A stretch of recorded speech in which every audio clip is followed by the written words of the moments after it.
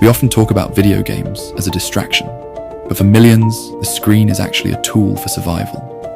Mental health isn't a level you beat, it's a constant state of management. Today, we're looking at how these virtual worlds affect our brains, not just as an escape, but as a way to build resilience. Behind every player is a story, and often, that story is about finding a way to cope when the real world feels out of control. One of the biggest benefits of gaming is the sense of agency. When life feels chaotic, whether it's school, work, or personal struggles, games give us clear goals and immediate rewards. That hit of dopamine when you finally overcome a difficult challenge isn't just a game mechanic. It's a psychological win that builds genuine self-esteem. It teaches your brain a vital lesson, that persistence eventually leads to progress. Then there's the community. For those of us who struggle with social anxiety, the digital world offers a safe middle ground.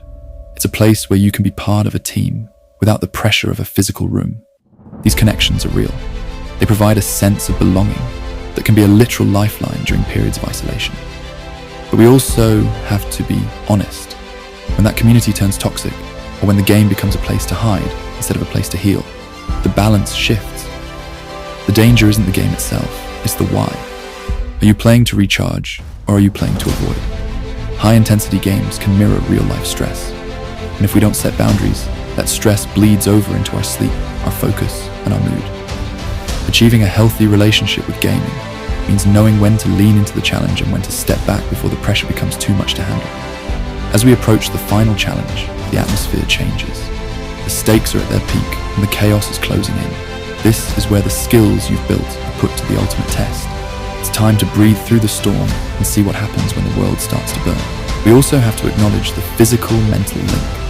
The adrenaline and cortisol spike during a difficult boss fight is real. Learning to regulate your breathing and keep a steady hand while your heart is racing is, in its own way, a form of mindfulness. It's about finding calm in the center of the chaos. As the atmosphere shifts, the stakes reach their peak. We've explored the benefits and the risks, but now it's time to see how those lessons hold up when the world starts to fall apart. The screen is about to light up. Stay grounded and watch the storm break.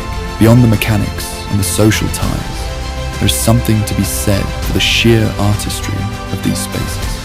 We often overlook the hours of work put into the lighting, the textures, and the way the world breathes around us. In this moment, as the tension builds, take a second to just exist within the frame. Notice the shift in the environment and the way the atmosphere starts to heavy. It's the calm before the storm, a brief pause for reflection before the chaos of the final phase takes over and the world around us begins to ignite.